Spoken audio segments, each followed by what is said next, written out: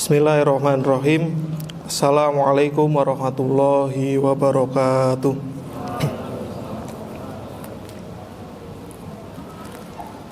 Innal hamdalillah nahmadu wa nasta'inu wa nastaghfiruh wa na'udzu billahi min shururi anfusina wa min sayyiati a'malina may yahdihillahu fala mudhillalahu wa may yudlil fala hadiyalah. Alhamdulillahirabbil alamin.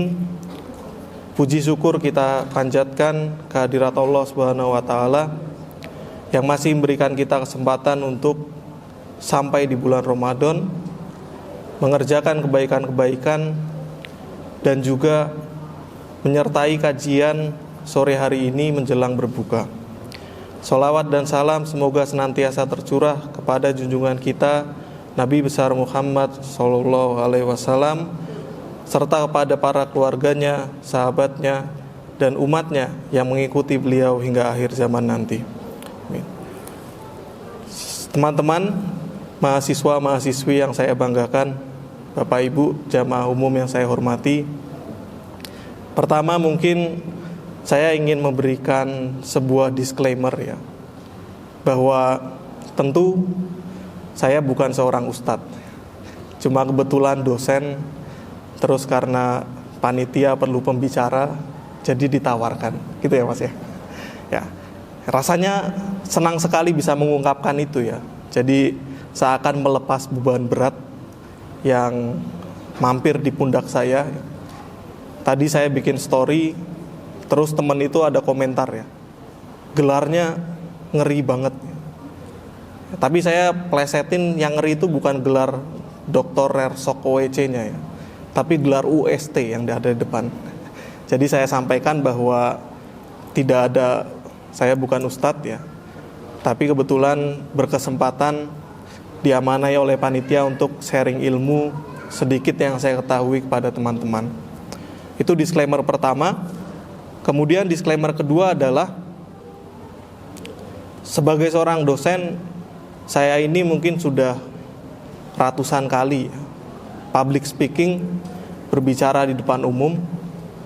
Tapi yang paling sulit itu public speaking di masjid. Kenapa sulit? Karena ada konsekuensi ya. Nanti saya menyampaikan sesuatu yang baik ya, terus nanti teman-teman ketemu saya di jalan ya, misalnya lagi pelengah-pelengeh gitu kan, rasanya tidak pantas gitu ya. Kalau di kelas rasanya lebih enak untuk bersantai menyampaikan sesuatu itu. Ya, itu pengantar, dan materi pada sore hari ini juga cukup serius ya, terkait dengan mengenalkan Islam kepada dunia melalui ilmu pengetahuan. Di kesempatan kali ini saya akan menggunakan pendekatan induktif ya. Induktif artinya saya akan mulai dari perspektif khusus dulu. Setelah itu mencoba mengeneralisir menjadi perspektif yang lebih umum. Perspektif khusus yang saya maksud adalah, saya akan cerita sedikit pengalaman saya ketika belajar, kemudian membuat penelitian-penelitian yang menjadi sarana bagi saya untuk sedikit mengenalkan Islam kepada dunia. Lalu nanti yang bagian paling penting adalah bagian setelah bagian tadi. Bagian kedua, saya ingin sharing sedikit perspektif saya terhadap apa yang sekiranya mahasiswa bisa lakukan berkaitan dengan mengenalkan Islam kepada dunia ya. Juga tentu ketika kita bicara peran mahasiswa, mungkin definisi dunia ini dapat diartikan dalam arti luas ya. Bukan berarti dunia itu lantas kita artikan orang-orang yang ada di luar negeri ya. Tapi bisa juga dunia itu kita artikan justru orang-orang yang ada di sekitar kita. Juga ilmu yang saya maksud di sini bisa juga diartikan dalam arti luas, bukan sekadar ilmu pengetahuan umum misalnya, atau ilmu agama, tapi juga bisa kita artikan sebagai ilmu misalnya ilmu kejiwaan. Bagaimana kita memahami seseorang, perasaannya, dari mimiknya, gesturnya ya. Dan ini akan menjadi modal penting bagi teman-teman ketika nanti teman-teman memiliki upaya untuk saling mengajak dalam kebaikan dan dalam amal ibadah. Baik, seperti saya sampaikan tadi, ada dua hal yang akan saya bahas. Pertama tentu terkait dengan sedikit pengalaman saya. Kemudian yang kedua adalah yang tadi paling penting, pesan untuk para pemuda, mahasiswa dan mahasiswi. Terus terang ini sebenarnya saya melokalisir ya. Harusnya sore ini saya mengajar di kelas metodologi penelitian. Lalu karena saya bahas tentang bedah paper ya, jadi mahasiswanya saya ajak kita kuliah di masjid ya. Zaman sekarang mungkin kuliah itu bisa di kafe ya. Yang pernah kuliah sama saya mungkin tahu ya. Saya satu semester itu ada 1 atau 2 momen saya ajak mahasiswa belajar di kafe. Kenapa belajar di kafe, Pak? Ya cari suasana lain aja ya. Biar lebih fresh, biar lebih ada pengalaman belajar yang lain. Kemudian ya ini baru pertama kali saya ajak mahasiswa kita kelas di masjid ya. Jadi saya bilang ke mahasiswa saya, defaultnya semua saya hitung masuk. Kecuali kalau ada yang mengaku ya, Pak saya nggak ikut kajiannya Pak, silakan tidak dicatat sebagai masuk ya. Dan saya apresiasi ya, ternyata tadi ada mahasiswa chat saya sore ini, Pak saya mohon izin tidak ikut kajian sore ini ya. Berarti dia secara gentle mengakui nggak ikut kelas ya. Padahal bagi mahasiswa itu kan presensi itu sangat berharga ya. Kadang kita sampai bohong-bohong untuk bisa ikut ujian. Nah ini merupakan pembelajaran lain bahwa saya mencoba menempatkan ya mahasiswa itu orang dewasa. Gak bisa saya atur sebagai anak-anak ya. Harus gini, harus gitu. Gak boleh gini, gak boleh gitu. Kalau saya menerapkan seperti itu ya artinya saya tidak menghargai kalian sebagai orang dewasa. Saya asumsikan kalian dewasa, kalau datang, datang. Kalau nggak datang, sampaikan bahwa saya tidak datang. Oke, jadi terima kasih juga teman-teman mahasiswa Metopel yang hadir ya. Saya melihat beberapa wajah yang familiar. Ya, kemudian saya langsung beralih ke review paper ya. Singkat cerita, waktu saya sedang mengerjakan studi S3, saya studi S3 tahun 2020 sampai tahun 2023 dari kampus ini ya. Yang saya pakai sweaternya dari kampus WU Vienna, Wirtschaft Universität. Dan waktu itu topik disertasi saya adalah tentang agama di tempat kerja.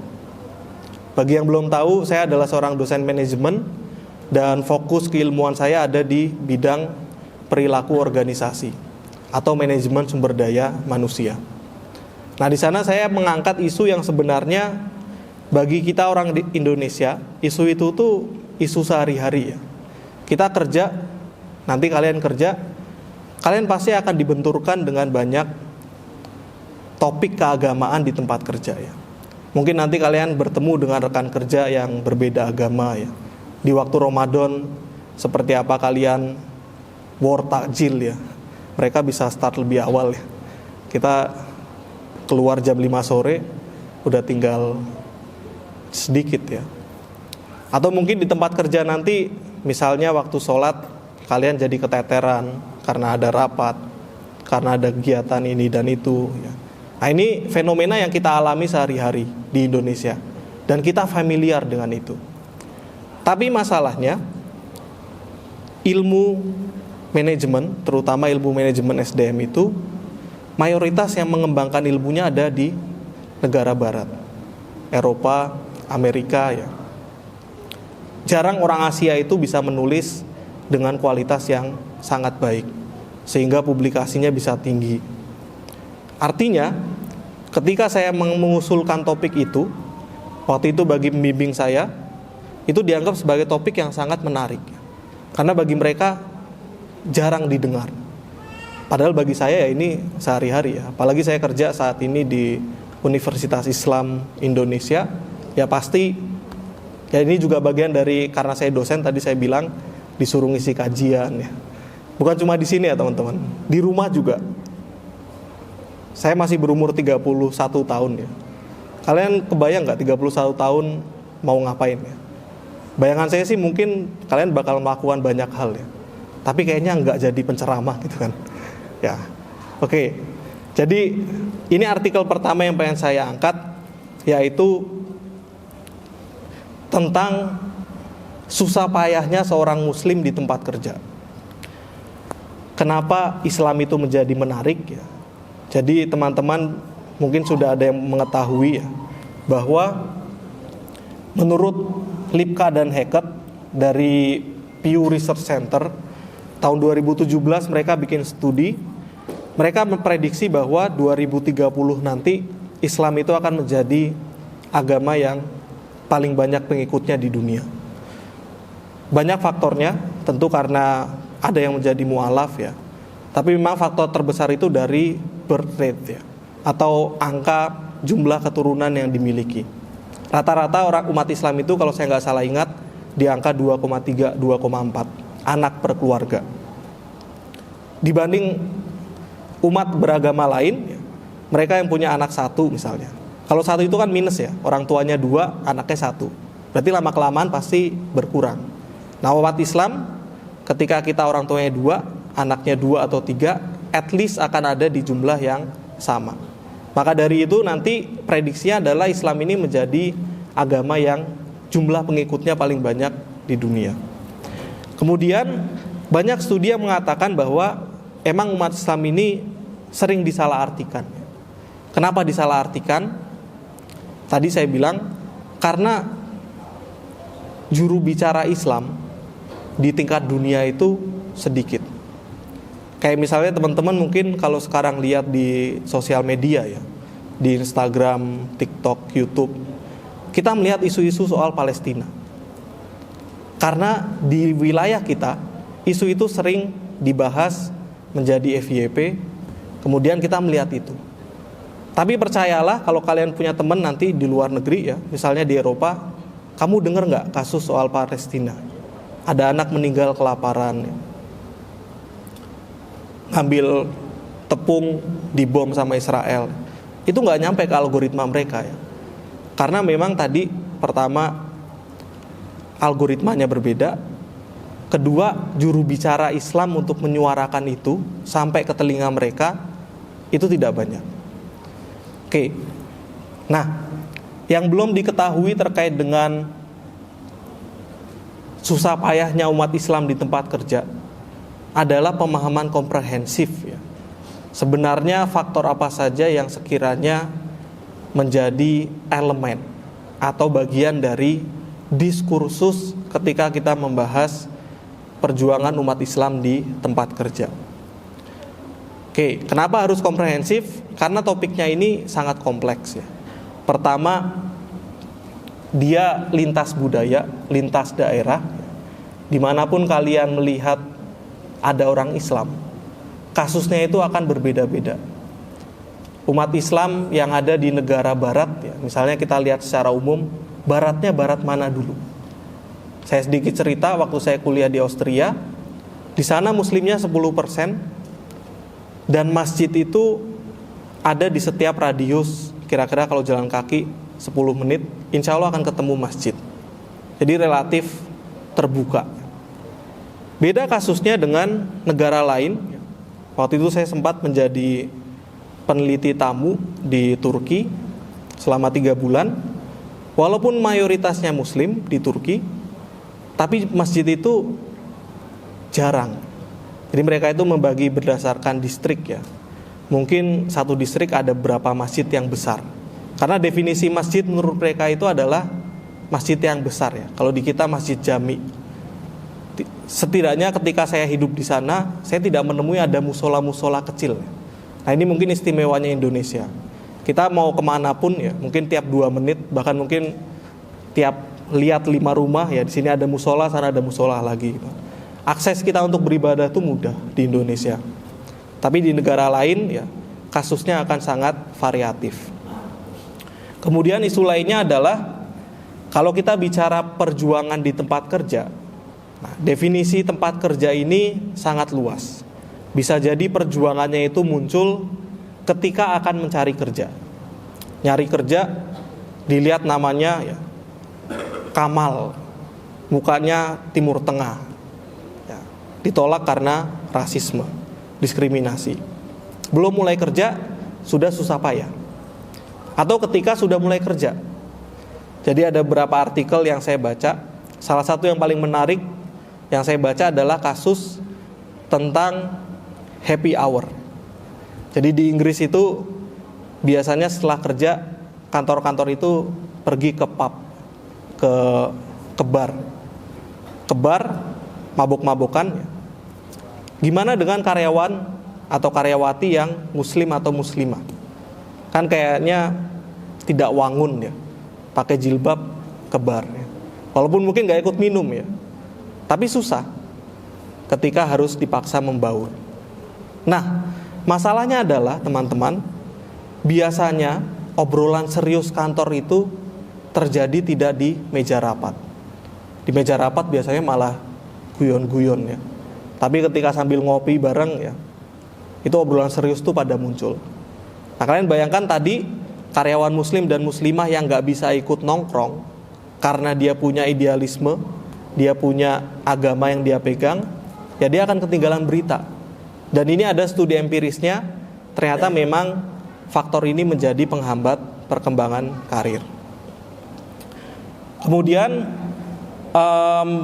ya ini teori ya, mungkin tidak perlu saya jelaskan panjang lebar.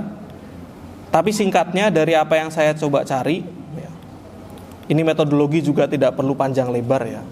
Saya menggunakan systematic literature review. Ya, singkatnya waktu itu saya ngumpulin 2013 paper untuk dibaca. Kemudian saya filter lagi 1055, 472 sampai akhirnya 134 paper yang saya baca untuk menulis satu artikel ini. Itu baru artikel yang tertulis di artikel saya. Jadi di luar 134 ini ada juga artikel lain yang saya baca. Seingat saya jumlahnya sekitar 300-an untuk memahami apa yang sebenarnya terjadi terkait dengan susah payah orang Islam di tempat kerja. Nah, ini rekapannya ya. Jadi ini temuan saya. Pertama, sumber kesusahpayahan orang Islam di tempat kerja itu ada dua. Pertama karena religious identity. Jadi simply karena mereka itu Islam, mereka mengalami masalah. Tadi kayak seperti contoh yang saya sampaikan, hanya karena namanya Muhammad Abbas atau Muhammad Karim, belum ngapa-ngapain, belum kerja, sudah memiliki masalah di tempat kerja. Atau bisa juga masalah itu, masalah dalam tanda petik, muncul karena praktek beragama atau prinsip beragama. Contohnya tadi yang saya sampaikan, ada wanita muslimah gak mau ikut ke bar ya. Karena dia megang prinsip itu, dia ketinggalan di karirnya. Atau misalnya ketika kalian kerja di negara barat, di Eropa, waktunya sholat kalian pengen sholat, padahal ada meeting. Nah, ini juga akan menjadi faktor yang menyebabkan kalian itu mengalami kesulitan di tempat kerja. Lalu konsekuensinya ada konsekuensi emosional, jelas ya. Kalau kita itu didiskriminasi ya, kita akan merasa secara emosi itu ada reaksi ya. Entah itu marah, atau mungkin malah semakin resisten, atau mungkin malah kita merasa putus asa ya. Dan ini temuan saya cukup banyak terkait dengan konsekuensi emosional, atau juga konsekuensinya bersifat praktis. Misalnya kita menuntut ke pengadilan ya, atau mungkin kita komplain kepada bosnya ya, atau mungkin kita mengadu ke serikat buruh ya. Jadi banyak konsekuensi yang sifatnya praktis. Ada juga tipe-tipe struggle-nya itu macam-macam ya. Nanti akan panjang kalau saya bahas satu persatu. Tapi yang paling umum memang ketika kita bicara orang Islam di negara mayoritas non-Islam, itu isunya terkait dengan diskriminasi. Dan diskriminasi ini sulit dibuktikan karena tiap orang tingkat sensitivitasnya beda-beda. Nanti kalau misalnya kalian ada kesempatan tinggal di luar negeri ya, misalnya ada orang yang ngeliatin kalian ya, lama banget ngeliatin kalian. Bagi sebagian orang itu tuh merupakan tindakan diskriminatif ya. Karena tidak sepantasnya manusia menatap manusia lainnya dengan aneh ya, dengan tatapan yang lama.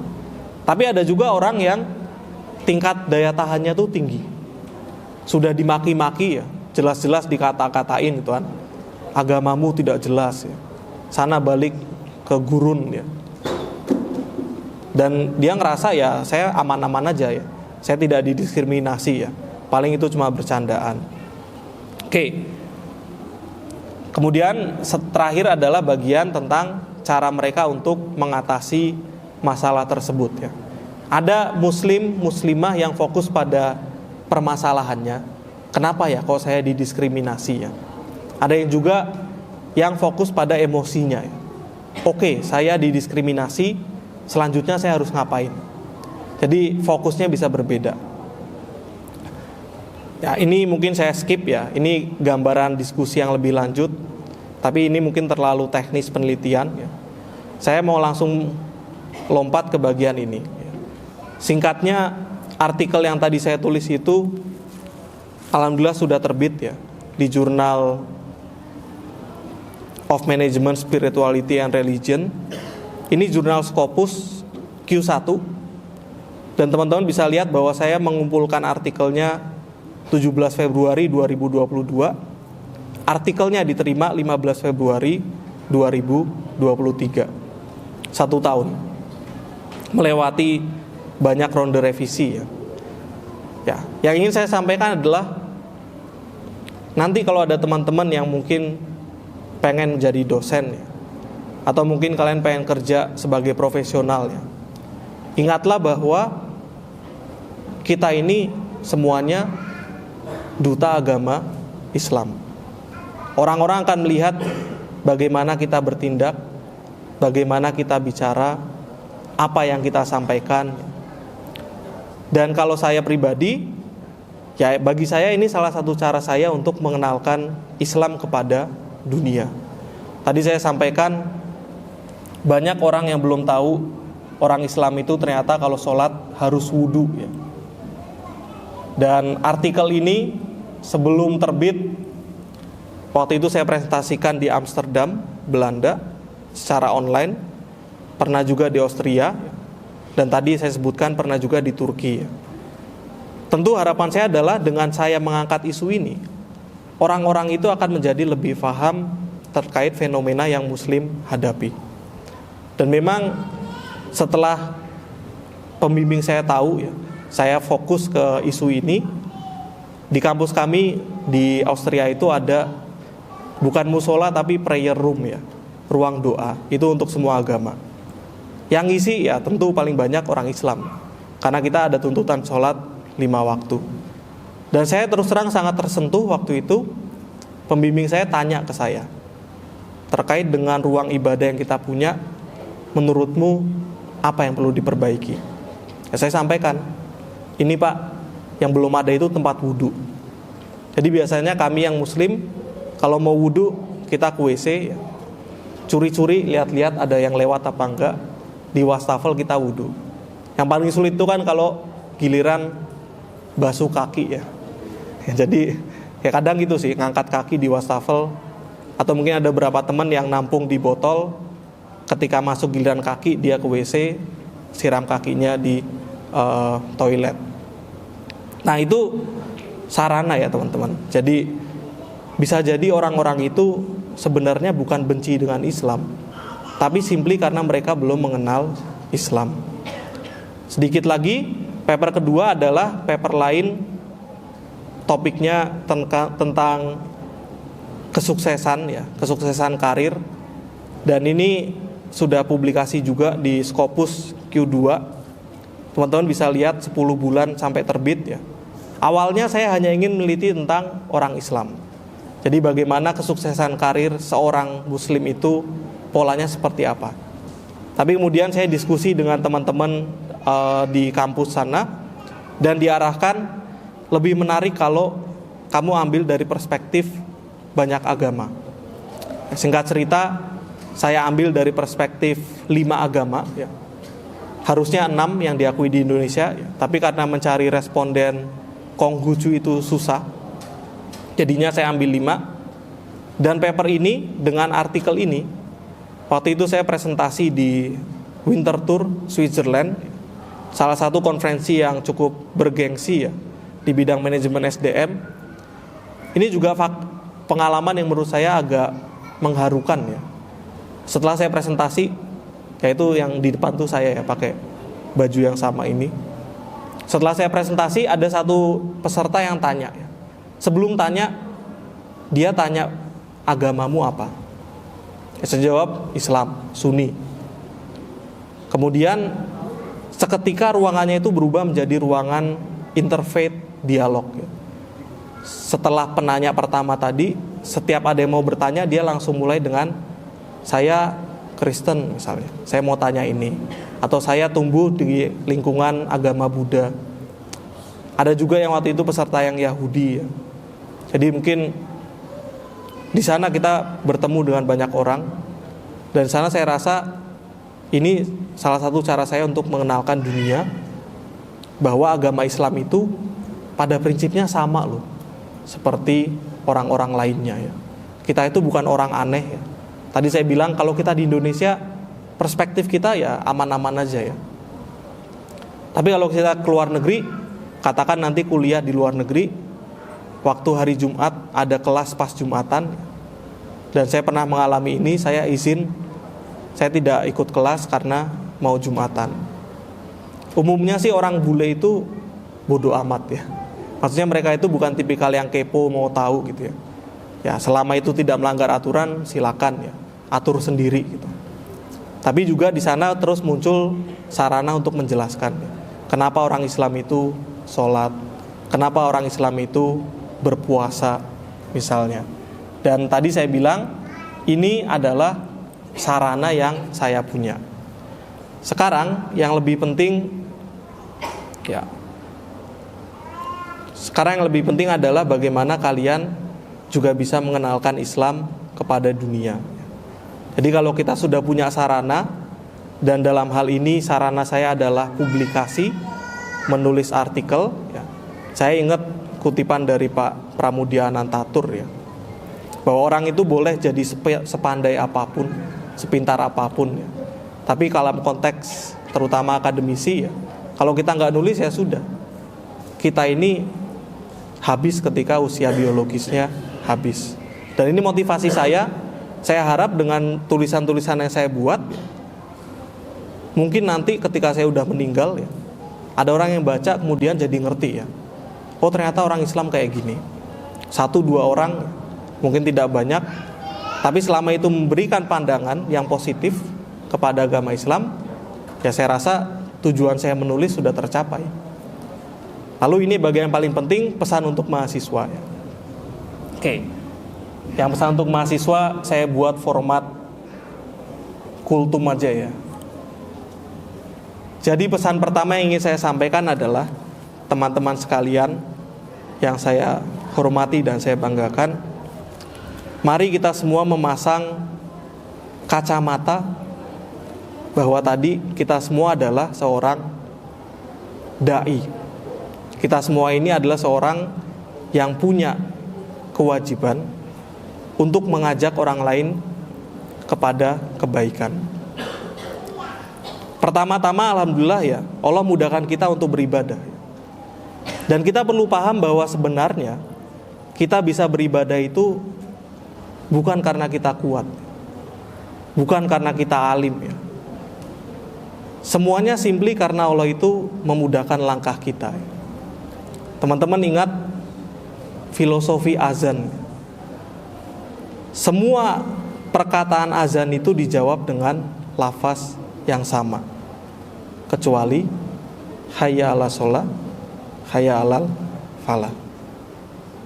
Mari menegakkan sholat, mari menegakkan kemenangan ya. Kan kalian gak jawab mari gitu ya, gas, sikat ya. Kita gak jawab gitu ya. Apa yang kita jawab? La haula wala quwata illa billah. Ya kita diajak sholat, kita diajak ibadah. Jawaban kita tidak ada daya dan upaya kecuali dari Allah Subhanahu wa ta'ala. Artinya kita bisa duduk di majelis ini ya, kita bisa sholat 5 waktu. Itu karena Allah ngasih kita kesempatan. Sebaliknya, ada teman-teman kita mungkin yang belum diberikan kesempatan. Dan kalau kita melihat itu, ya, jangan sekali-kali kita melihat dengan tatapan nanar, dengan tatapan merendahkan. Teman gue masih mabuk-mabukan nih, teman gue belum sholat, tumben Ramadan ke masjid. Ya, saya mencoba menerapkan ini teman-teman, termasuk ketika di dalam kelas ya. Dan kalau boleh jujur ya, terlalu banyak mahasiswa di kelas saya itu yang buka aib. Pernah nakal ini pak, pernah nakal itu, jualan pil koplo lah, mabuk-mabukan lah. Ya ini fenomena dan realita, bahwa kita remaja itu godaannya banyak. Ya, godaannya banyak. Saya paham, saya pernah jadi remaja, dan pertama kali yang harus saya lakukan adalah saya di sini bukan untuk menghakimi. Saya memberikan ruang, kalian boleh cerita apapun, saya tidak akan menghakimi. Dan kalau kalian sudah bisa membuat seperti itu, kita benci perbuatannya. Kita benci teman-teman kita tidak sholat. Saya benci ketika melihat story di bulan puasa, mahasiswa saya bikin story ya, nunggu buka sambil cemil degan ya. Benci saya. Tapi saya gak benci sama orangnya, cuma benci sama perbuatannya. Ini yang saya maksud dengan mengenalkan Islam ke dunia. Bisa jadi dunia yang harus teman-teman kenalkan itu bukan seperti tadi yang saya sampaikan ya, orang-orang di Eropa yang agamanya Kristen, bukan Islam ya. Bisa jadi dunia itu ya teman-teman yang ada di samping kita sendiri ya. Teman-teman yang hari ini misalnya belum beribadah ya. Dan kalian pasang, tadi saya bilang pasang mindset seperti dai, dengan kita memahami bahwa kita ini juga hanya diberikan kesempatan oleh Allah ya. Harusnya kita itu berlembut-lembut terhadap orang lain. Oke, kemudian ya, setelah kita udah punya mindset bahwa selayaknya memang kita semua ini saling ajak mengajak pada kebaikan.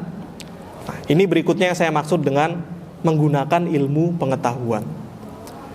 Ya, tadi saya bilang bahwa ilmu saya adalah ilmu manajemen sumber daya manusia dan perilaku organisasi.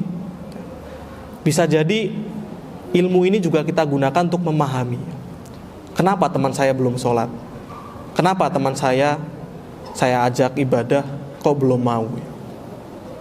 Kalau ibu saya bilang ini tuh namanya ilmu jiwa ya. Jadi kalian kalau bahasa agamanya mungkin ilmu hikmah ya. Kan kita itu disuruh untuk mengajak bil hikmah wa mauidho hasanah ya. Dengan hikmah atau dengan pengajaran yang baik. Kita harus mempelajari kondisi psikologis teman-teman ya. Lagi mabuk-mabukan kalian ajak sholat ya nggak masuk ya. Nanti mungkin tunggu agak reda sedikit, habis itu kita ajak sholat. Kadang ada orang itu yang sudah merasa, kalau di psikologi namanya labeling teori ya. Saya udah rusak nih, sekalian aja lah. Mungkin ada loh teman-teman kita yang berpikir seperti itu. Dan orang-orang seperti ini, itulah yang perlu kita besarkan hatinya ya. Jadi kita bisa katakan, ya mungkin dia belum bisa meninggalkan kemaksiatan, ya udah kita ajak aja sholat. Kan Nabi juga pernah ngendikan dalam sebuah hadis ya. Ada sahabat yang tanya, ya Nabi, ada orang sholat tapi masih mencuri, gimana itu? Nanti pada akhirnya sholatnya itu akan mencegah dari mencurinya.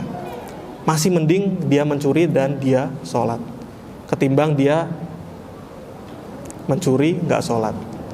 Atau dia, selama orang itu masih beribadah, saya melihat masih ada potensi kebaikan. Pun dia belum beribadah, juga pasti ada potensi kebaikan. Dan saya sampaikan bahwa menurut Imam Ghazali ada 3 tipologi manusia. Yang ini ada di buku beliau. Terus terang saya lupa ya, apakah di Ihya Ulumuddin atau di Tazkiyatun Nafs. Karena sudah sekitar lebih dari 10 tahun saya baca buku tersebut ya. Tapi kemungkinan besar ada di Tazkiyatun Nafs. Nanti teman-teman silakan baca, cross check, kalau saya salah kabarin ke saya.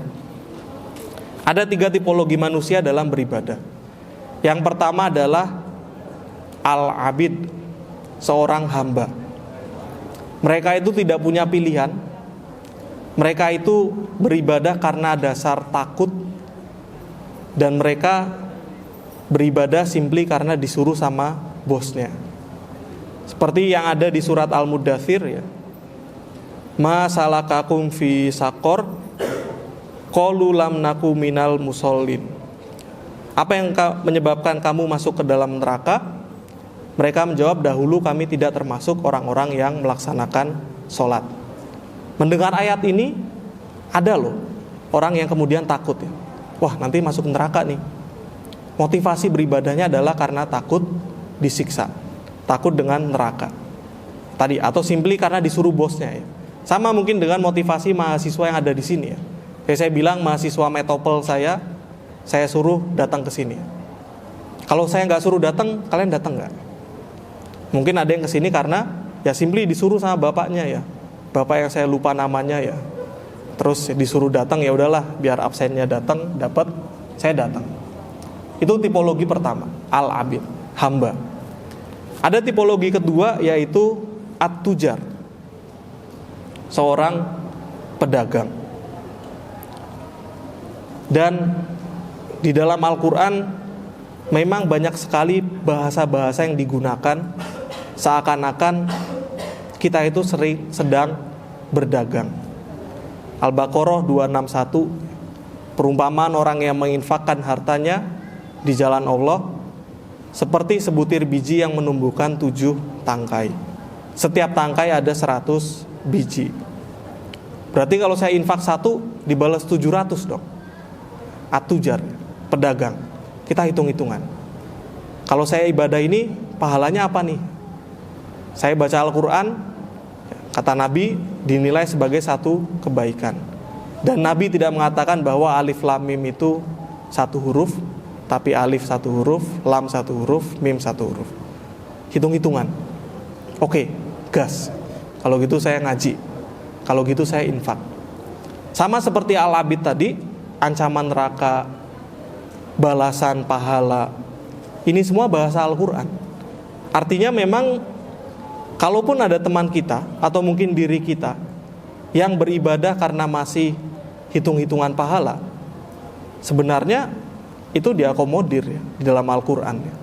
Dan tadi saya katakan dalam Al-Quran itu banyak pembahasan yang mengibaratkan kita sedang berniaga.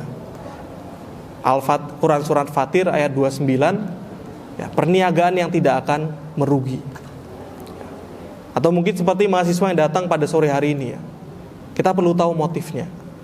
Siapa yang datang ke sini karena ayam geprek pedas ya, atujar ya, saya mau datang ya, buka ke masjid ya, ada bulgogi kapan Mas? Atau ada kebuli kapan? Nanti saya datang lagi ya. Ya kalau enggak ya enggak, skip dulu lah, enggak dulu bosku ya. Itu atujar. Nah tingkatan yang ketiga, yang terakhir adalah al-arif, orang yang beribadah karena mereka itu mengerti saya ini makhluk, Allah itu khalik. Wa ma khalaqtul jinna wal insa illa liya'budun. Aku tidak menciptakan jin dan manusia melainkan agar mereka beribadah kepadaku. Kalau mau kita kaji secara filosofis, teman-teman, sejatinya orang-orang yang tidak beribadah itu, mereka itu error 404 ya. Karena Allah ciptakan manusia untuk beribadah, kok ada yang gak ibadah? Artinya ya mereka belum tahu. Nah tadi ada orang yang al-arif, saya simply beribadah bukan nyari pahala, bukan takut dosa, tapi saya beribadah karena saya ngerti. Ya sudah sepantasnya Allah itu saya sembah, sudah sepantasnya orang Islam itu sholat, puasa, zakat, haji jika mampu, syahadat ya. Dan ini sejalan dengan hadis riwayat Bukhari dari Abu Hurairah ya, bahwa amal seseorang itu tidak akan memasukkan kita ke dalam surga. Apa yang memasukkan seorang dalam surga? anugerah dan rahmat Allah Subhanahu wa taala. Jadi sudah tidak lagi kita peduli ya, saya kalau ngaji ini dapat berapa ya pahalanya ya. Kalau di bulan Ramadan ya, 10 malam terakhir ini ganjil atau genap ya. Tapi kita sudah mengerti bahwa ya sudah sepantasnya saya beribadah. Nah, terakhir kita perlu memasang perspektif yang benar, perlu memahami bahwa semua yang saya sampaikan tadi adalah untuk diri kita sendiri. Kita melihat diri kita ini beribadah, motivasinya apa? Apakah takut neraka? Atau kita ingin pahala? Atau kita sejatinya mengerti bahwa manusia itu memang harus beribadah? Terus terang, kita ini imannya naik turun. Ada kalanya mungkin kita menghindari dosa ya, karena tahu ya, kalau saya berbuat dosa nanti rezeki saya seret.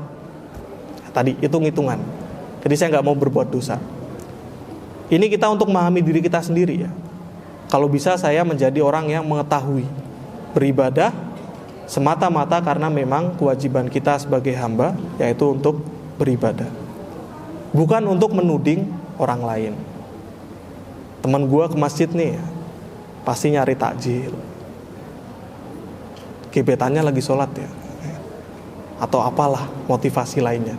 Kita tidak perlu menuding orang lain, cukup diri kita sendiri ya. Kalaupun ada teman kita ya, yang mungkin memang dia ngaku ya, saya ibadah nih takut neraka nih, atau saya mengharap pahala ya nggak apa-apa ya. Alhamdulillah dia masih mau beribadah. Dan ini sejalan dengan apa yang disampaikan oleh Imam Syafi'i, be hard on yourself and easy on others ya. Ya tentu Imam Syafi'i nggak ngomong gini ya, tapi terjemahan Inggrisnya, kalau mau keras itu ya keras sama diri kita sendiri ya, jangan keras sama orang lain. Tanya kepada diri kita, kok kita nggak bangun tahajud ya. Jangan tanya ke teman kita, kok kamu nggak tahajud. Jadi kita keras pada diri kita sendiri. Dan tadi saya sampaikan bahwa kita semua ini yang sudah Allah berikan hidayah, kesempatan, kemauan untuk beribadah, mari salah satu bentuk kita untuk mensyukurinya adalah dengan mengajak teman-teman kita yang lain yang mungkin sampai dengan hari ini belum kelihatan di masjid, di majelis ilmu ya. Dan kalian bisa menjadi diri kalian sendiri ya.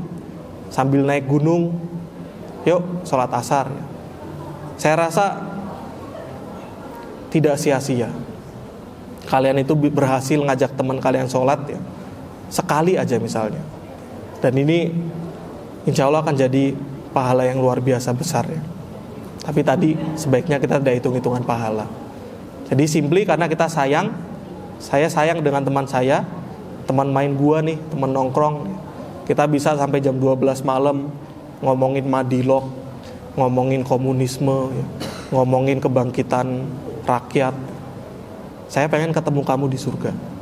Gimana caranya? Sholat. Itu yang paling mudah. Ajak sholat dulu.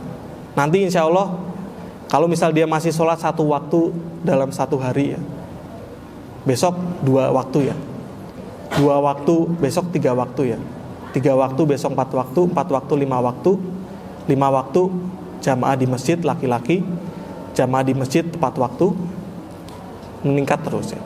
Dan selain untuk diri mereka, insya Allah nanti kita juga akan punya reminder.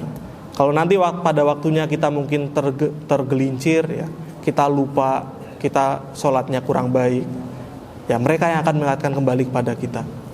Jadi pada akhirnya teman-teman sekalian, kembali kepada judul kajian sore hari ini ya, pahami bahwa kita semua itu punya kewajiban untuk mengenalkan Islam kepada dunia. Dan melalui ilmu pengetahuan ya, salah satu yang tadi saya sebutkan, ilmu pengetahuan itu adalah dengan memahami, memastikan bahwa orang itu terlebih dahulu nyaman dengan kita. Jangan langsung keluarin dalil ya, qala ta'ala ya. Pakai bahasa kalian sendiri. Dulu saya waktu masih main Twitter, dulu zamannya dia belum jadi X ya, ada ustadz yang bilang, saya terus terang lupa ustadznya siapa, tapi beliau bilang, tetaplah sampaikan kebaikan kepada teman kalian, karena mungkin omongan mufti, grand mufti, syekh siapa tidak mereka dengar, tapi ajakan kalian yang remeh-temeh, yang sekiranya simple, justru itu yang akan mereka dengarkan. Oke, jadi sekiranya ini yang bisa saya sampaikan ya. Kiranya ada salah khilaf semata-mata dari kekurangan saya, dan saya mohon ampun pada Allah apabila ada kesalahan. Saya kembalikan kepada MC. Billahi taufik wal hidayah. Assalamualaikum warahmatullahi wabarakatuh. Terima kasih pada Ustaz tadi yang telah menyampaikan materinya pada kajian sore ini. Mungkin kita akan beralih ke sesi tanya jawab. Mungkin ada pertanyaan dari jemaah sekalian, bisa langsung angkat tangan terlebih dahulu.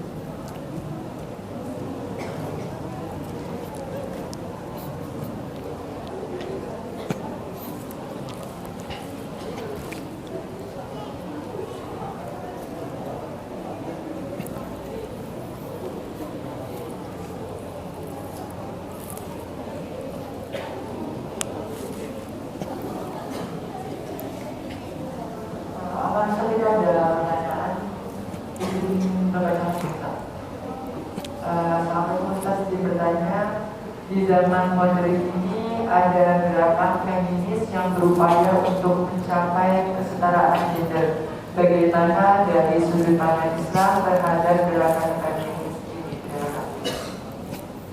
Baik. Waalaikumsalam warahmatullahi wabarakatuh. Tadi sebelum mulai kajian tuh saya tanya ke Mas Kordowi ya. Biasanya ada pertanyaan nggak Mas? Kalau nggak ada, nggak usah diada-adain gitu kan. Ya. Tapi ada yang tanya, tanyanya susah lagi ya. Ya, oke. Pertama, terima kasih pertanyaannya. Ya. Nah, ini terus terang kalau misal ditanya dari perspektif Islam seperti apa, saya sadar diri ini bukan kapasitas saya untuk menjawab. Tapi kalau tadi saya coba kaitkan, ya, gerakan feminisme, sebenarnya kalau kalian baca literatur, gerakan feminisme itu spektrumnya sangat luas ya. Yang diperjuangkan macam-macam. Bahkan ada gerakan feminis yang didasarkan pada komunitas keagamaan. Feminisme Islam, feminisme Kristen, Katolik. Nah, ini kalau kita coba kaitkan ya, saya mungkin coba arahkan ya. Jadi tidak menjawab pertanyaan tapi membelokkan pertanyaan ya. Seperti narasumber yang tidak paham pada umumnya ya. Ya, jadi kalau misal ada gerakan feminisme ya, dan mungkin gerakan feminisme yang efek prakteknya sempat kita dengar ya, kayaknya sempat viral setahunan yang lalu, gerakan child free. Nah, ini salah satunya berakar dari pemikiran feminisme. Terus terang saya pernah sampaikan ini di kelas ya. Kalau kita ukur apakah child free itu masuk akal, saya katakan masuk akal.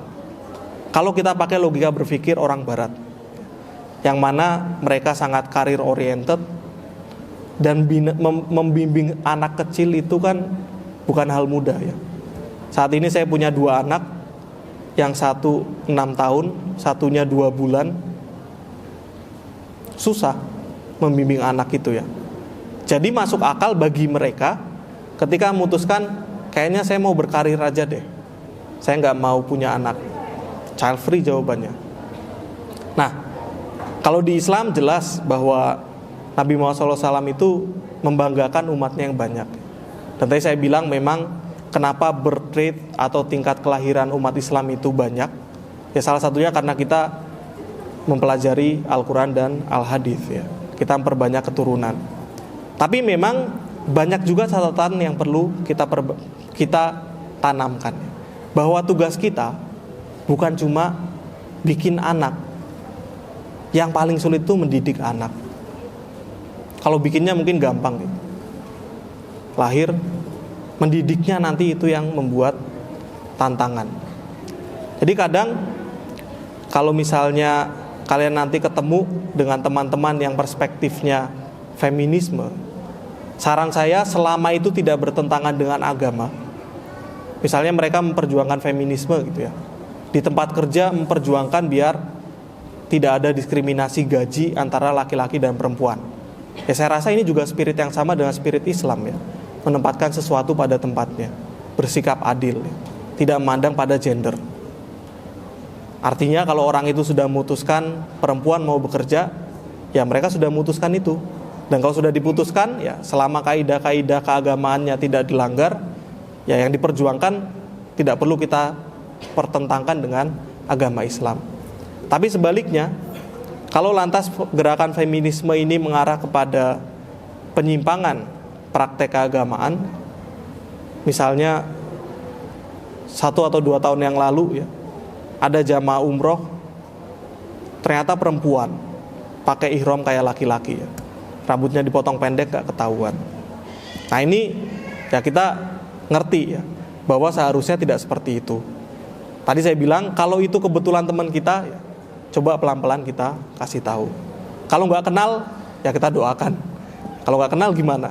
Kalian mau komen di sosial media juga ya jadi netizen yang agresif, saya rasa tingkat keberhasilan untuk menyadarkannya itu relatif kecil ya. Karena tidak ada orang yang suka di offense ya. Tidak ada orang yang suka diserang.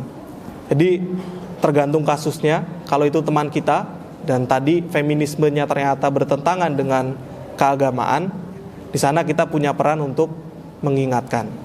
Tapi kalau misalnya feminismenya itu tidak bertentangan dengan keagamaan, maka kita bisa santai saja ya, tidak menjadi persoalan ya. Semuanya case by case. Mohon maaf apabila tidak menjawab.